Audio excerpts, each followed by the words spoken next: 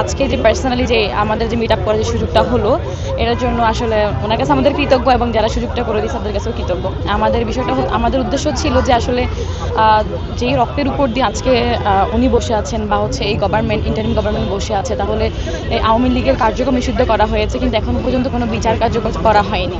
আমাদের এই উদ্দেশ্যটাই ছিল। আরেকটা উদ্দেশ্য ছিল যে চিটাগংয়ের যে আন্দোলন হয়েছিল, যেই সময় আন্দোলনের বেগবান হচ্ছিল না বা যেই সময় দেখা যাচ্ছিল 29 জুলাই থেকে যে আসলে আন্দোলনটা কন্টিনিউ হবে না, সেই সময় আমরা চিটাগং কীভাবে ধরে রেখেছিলাম এই আন্দোলনটাকে, এবং আমাদের খানতারাজ মাহমুদ রাফি, আমাদের রাসেল আহমেদ ভাই এবং হচ্ছে যে আমাদের আরও সম্মুখীন যোদ্ধা ছিলেন রিজাউর রহমান ভাই, আরও যারা আছেন এবং আমাদের নারীদের যারা আমরা ছিলাম, সবাই কীভাবে স্টেকটা ধরে রেখেছিলাম, এই বিষয়টা তাকে কনসার্ন দিয়েছি।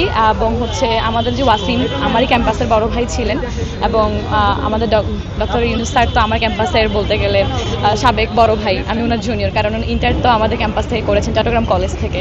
এই বিষয়টা নিয়ে একটু মতবিনিময় হয়েছে, সব মিলে খুব ভালো ছিল।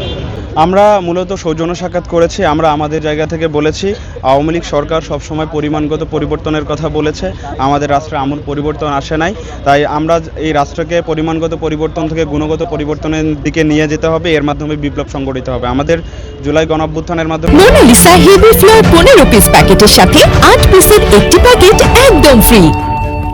যে জুলাই বিপ্লব হয়েছে, আমরা এটাকে বর্ষা বিপ্লব বলে থাকি। পরবর্তীতে যে সরকারগুলো আসবে তারা যেন কোনোভাবেই আবার ফ্যাসিবাদী কার্যকলাপের সাথে যুক্ত হতে না পারে এবং আমাদের সেই সংস্কারগুলোকে ভেঙে তাদের মতো করে রাষ্ট্র পরিচালনা করতে না পারে, এই বিষয়গুলো নিয়ে আমরা কথা বলেছি।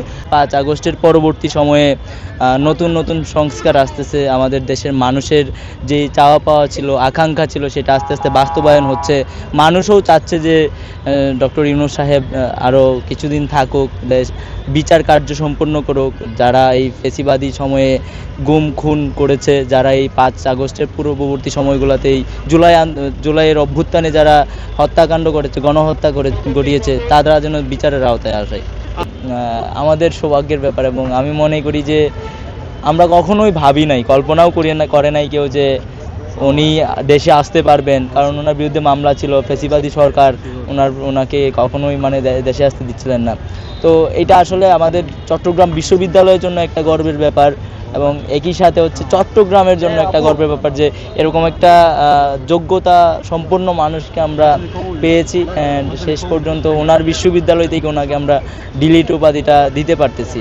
ইউনূস সরকার তো আসলে অর্থনীতি নিয়ে এই কাজ করছে, ওই কাজ করছে, তাহলে আওয়ামী লীগের বিচারটা কেন করছে না? দীর্ঘ 9 মাস আসলে একটা লম্বা সময়, এটা আসলে মানুষের চাওয়াগুলো আমাদের হয়ে আমরা ওনাদের কাছে জানতে চেয়েছি যে এতদিন হয়ে যাওয়ার পরও কেন আওয়ামী লীগের বিচারটা হয়নি। তো ওনারা বলছে যে এই বিষয় নিয়ে ওনারা কাজ করছে এবং খুব দ্রুত সময়ের মধ্যে তাদেরকে বিচারের আওতায় আনা হবে। ব্যক্তি পর্যায়ে উনি কিছু কোয়েশ্চেন করেছেন যে আমরা কার কী ভূমিকা এবং আমাদের পড়াশোনার কার কী অবস্থা, এই জিনিসগুলো জানতে চেয়েছেন। চমৎকার একজন মানুষ, একদিনে এসে চট্টগ্রাম ভিজিটে এতগুলো আসলে কাজ একসাথে করে যাওয়া, তার উপর ছাত্রদেরকে একটু সময় দেওয়া, উদার মনের একজন মানুষ। তবে আমি মানুষকে আশ্বস্ত করবো যে ইনশাআল্লাহ খুব দ্রুত সময়ের মধ্যে হয়তো বিচার কার্যক্রম শুরু হবে, এবং সবচেয়ে গুরুত্বপূর্ণ জুলাই ঘোষণাপত্রের জন্য ওনারা কাজ করছেন উপদেষ্টা মণ্ডলীতে, এই বিষয়ে কথা হচ্ছে। খুব শীঘ্র সম্ভবত আমরা জুলাই ঘোষণাপত্রটা পেতে যাচ্ছি, এইটুকু উনি আমাদেরকে আশ্বস্ত করেছেন।